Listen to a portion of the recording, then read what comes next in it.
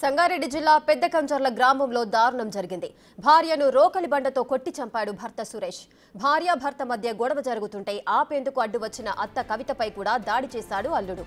సురేష్ దాడిలో భార్య ప్రమీల అక్కడికక్కడే మృతి చెందగా అత్తకు తీవ్ర గాయాలయ్యాయి. ఆమెను మెరుగైన చికిత్స కోసం సంగారెడ్డి జిల్లా ఆసుపత్రికి తరలించారు స్థానికులు. గత కొంతకాలంగా భార్య భర్త మధ్య మనస్పర్ధలతో దూరంగా ఉంటున్నట్లుగా తెలుస్తోంది. ఈ గొడవలే ఈ హత్యకు దారితీశాయని తెలుస్తోంది. ఘటనా స్థలానికి చేరుకున్న పోలీసులు దర్యాప్తు చేస్తున్నారు. ఇప్పటికే నిందితుడు సురేష్ ను పోలీసులు అదుపులోకి తీసుకున్నారు.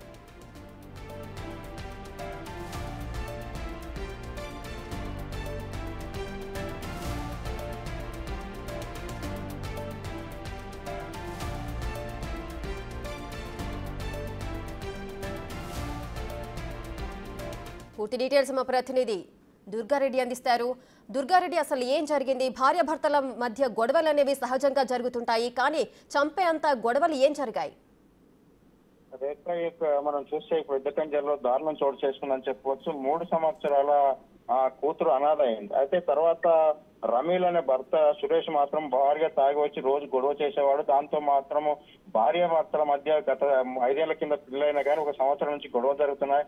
దీంతో పాటు రమీల పుట్టింటికి వచ్చి పెద్దకంజర్లో తల్లి వద్ద ఉంటుంది. అంటే ఎవరు లేని సమయంలో మధ్యాహ్నం వచ్చిన సురేష్ మాత్రము ఆమెపై రోకల్ బండతో దాడి చేసి అడ్డు వచ్చిన అత్త కవిత కూడా దాడి చేయడం జరిగింది.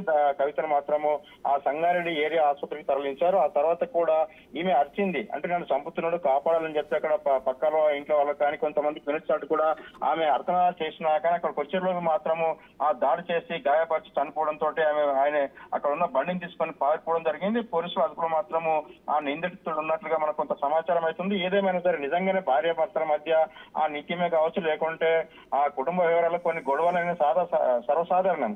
కానీ హత్య చేసేంత అవసరం లేదు. కానీ ఈమె పుట్టింటి నుంచి తల్లిగా అంటే భర్త దగ్గరికి వెళ్లే పరిస్థితి లేదు, అక్కడ సాధే పరిస్థితి లేదని కానీ ఏదైనా విషయం మాట్లాడుకోవాలని చెప్పి కూడా ఆ పెద్దలు మాట్లాడే సమయ సందర్భంలోనే ఈ యొక్క హత్యకు దారి తీసినట్టు కుటుంబ సభ్యుల ద్వారా మనకు కొంత సమాచారం అయితే వస్తుంది. నిజంగా భర్తను ఆ సురేష్ మాత్రం పోలీసులు అదుపుకు తీసుకున్నారు కనుక పోలీసుల విచారణలో ఏం తెలియదని కొంత సమయం పట్టే అవకాశం అవుతుంది. ఏదేమైనా సరే ఇప్పుడు అత్త పరిస్థితి కూడా విషమంగా ఉంది. దీంతో పాటు చిన్న 3 సంవత్సరాల కూతురు కూడా ఆమె కూడా అసలు ఏం తెలుస్తుంది, ఏం జరిగిందని తెలిసేలోపు మాత్రం తండ్రి వచ్చి ఆ తల్లిని చంపడం కూడా ఆమెకు తెలియదు. అంటే వాస్తవాన్ని చూసినట్లయితే కొన్ని సందర్భాల్లో భార్య భర్త గొడవ ఉంటే కూడా పిల్లలకు కూడా ఇబ్బంది కలిగించే విషయం కూడా తీసుకుంటున్నారు. దీంతో పాటు మనం చూస్తే ఈ పెద్దకంచర్లో మాత్రం కొద్దిసేపు అయితే మాత్రం భర్తపై కూడా దాడి చేసే ఆ స్థానికులు వచ్చేలోపు మాత్రమే అయితే ఆ రవలిని మాత్రం చంపి పారిపోయినట్టుగా సమాచారం అయితే మనకు అందుతుంది. రేఖ, దుర్గారెడ్డి, మరి భార్య తరఫున బంధువులు ఏమంటున్నారు?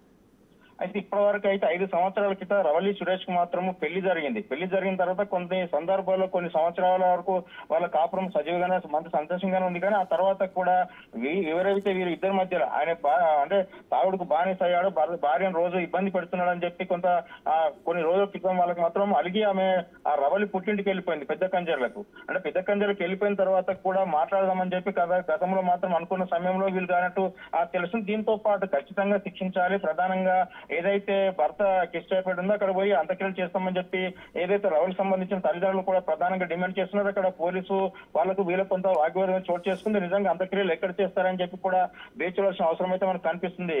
రేఖ, right, thank you Durga Reddy, thanks for the details.